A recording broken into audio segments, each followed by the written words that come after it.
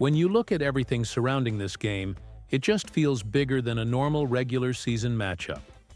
You've got rain expected at Levi's Stadium, you've got the Seahawks coming to town, and you've got the #1 seed sitting right there if the 49ers can take care of business.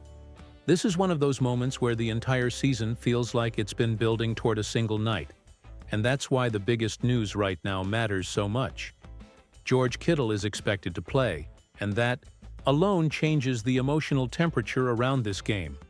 After everything this team has dealt with, hearing Kittle say he's ready to go is about as good as it gets. He's not just a tight end. He's energy, leadership, and toughness rolled into one. And having him on the field in a game like this is massive. At the same time, you can't ignore the other side of the injury conversation. Trent Williams is still very much up in the air, and that uncertainty matters. When Trent plays, the entire offense feels steadier, more physical, more confident. When he doesn't, everyone has to adjust. That's just the reality. But what makes this season different is that the 49ers have been living in that reality for months now. They've lost stars, they've lost depth, and yet here they are with a chance to lock up the top seed. That doesn't happen by accident. It happens because this locker room refuses to fold when things get uncomfortable. Before we go any further, let me ask you this. Does George Kittle being available change how confident you feel about this game? And be honest with yourself on this one. If Trent Williams can't go, do you still believe this offense can get it done, yes or no? Drop your answer in the comments because I really want to see where everyone's head is at going into this. What makes this moment even more interesting is that while the injury conversation is front and center, there's another storyline quietly building in the background. Robert Saleh is about to be a very hot name around the league. With the regular season wrapping up, the head coaching interview cycle is about to begin, and Saleh's phone is going to ring. A lot.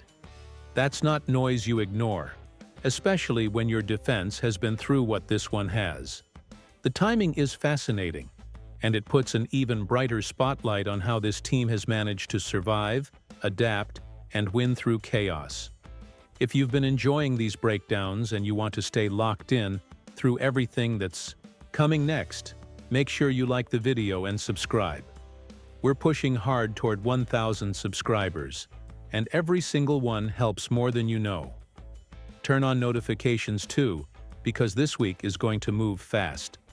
Coming up next, I want to talk about Robert Saleh's defense, why the stats don't tell the full story, and how this group has learned to deliver when it matters most. When you look at this defense on paper, it's easy to get frustrated.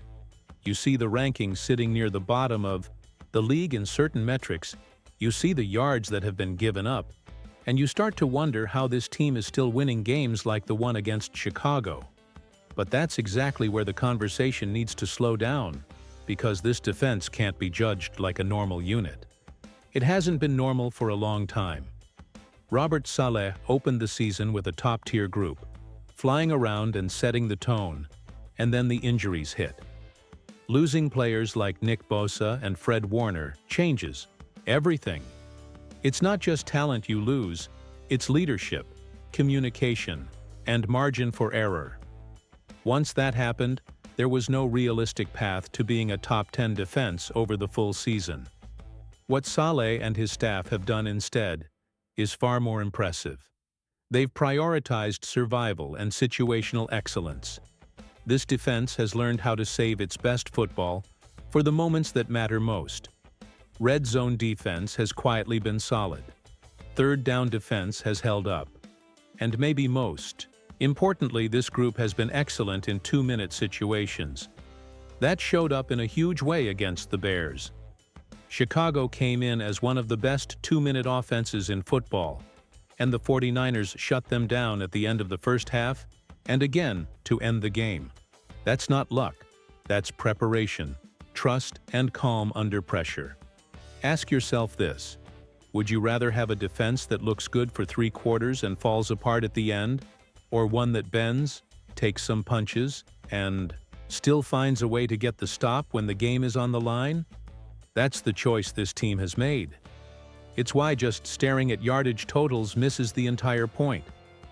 Big plays were always going to happen once the injuries piled up.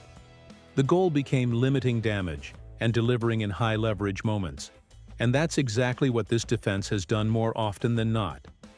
This is also why Robert Saleh is drawing so much interest around the league. Teams see a coach who can adapt.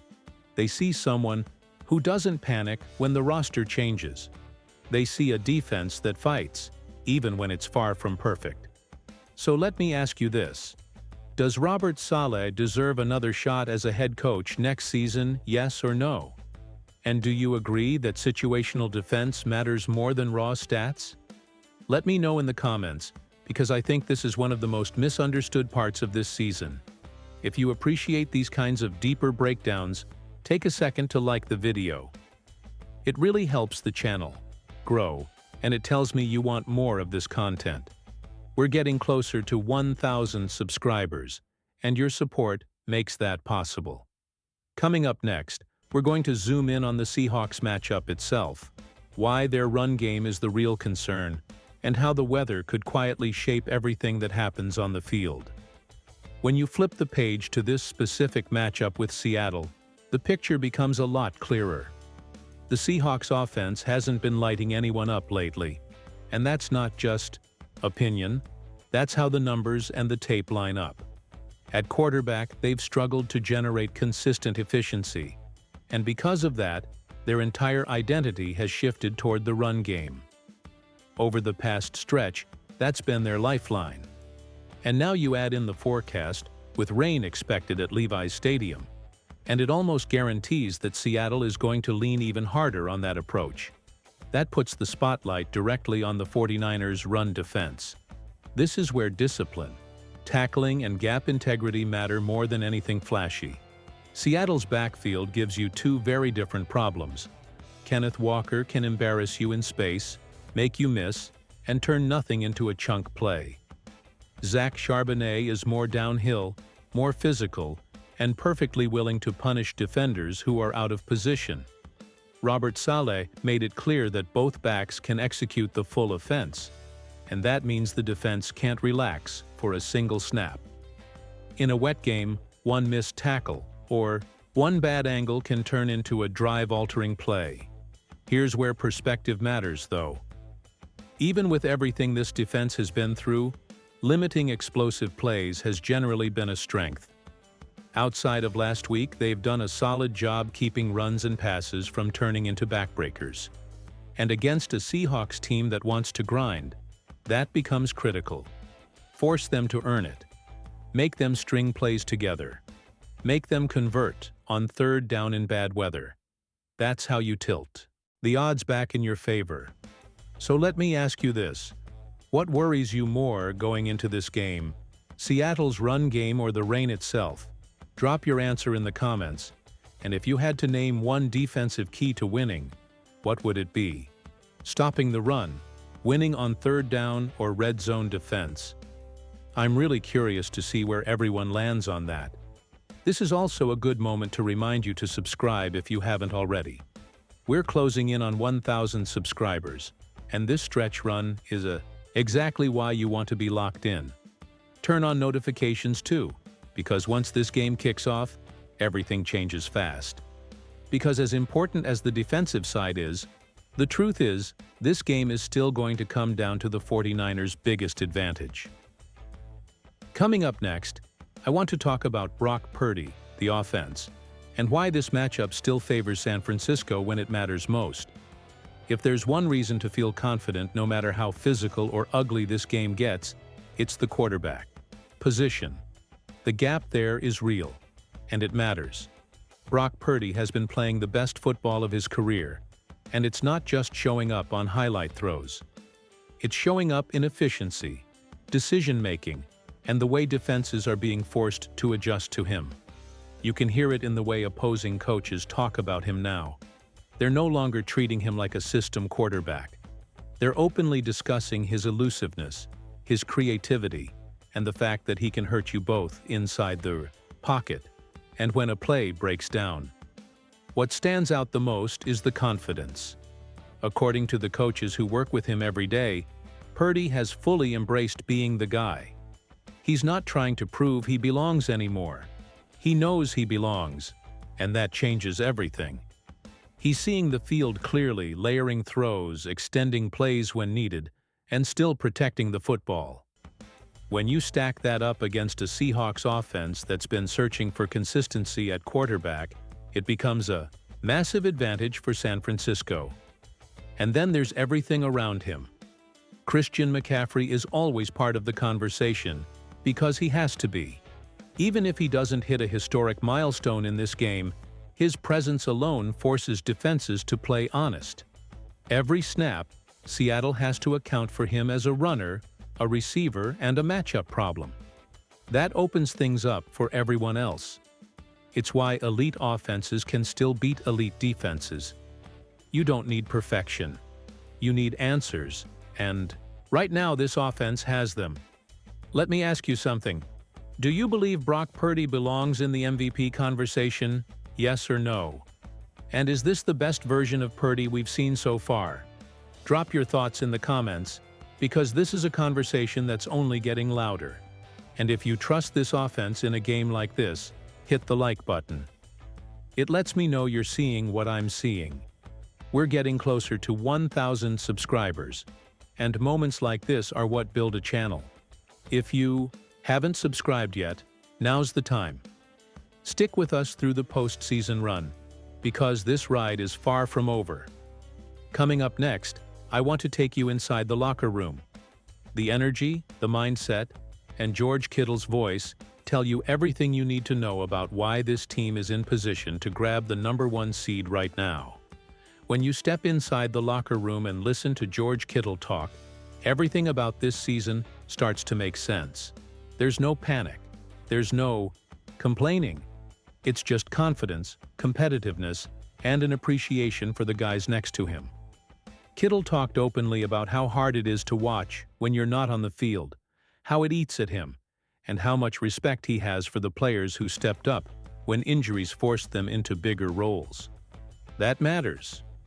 That's leadership. It's one thing to say next man up.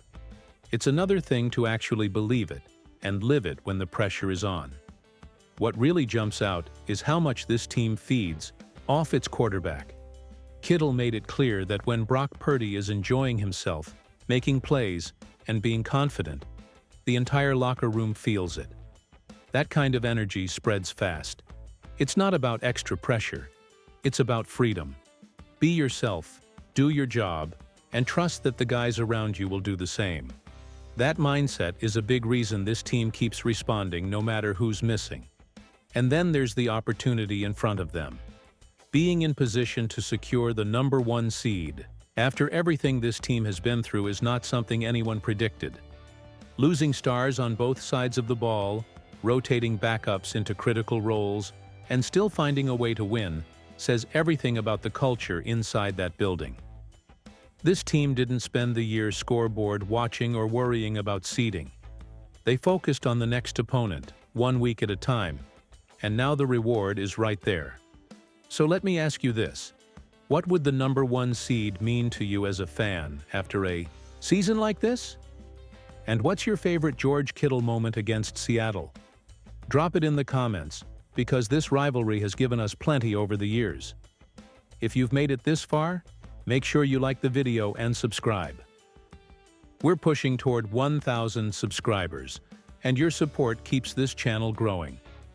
Turn on notifications too, because what comes next is the most important football of the year.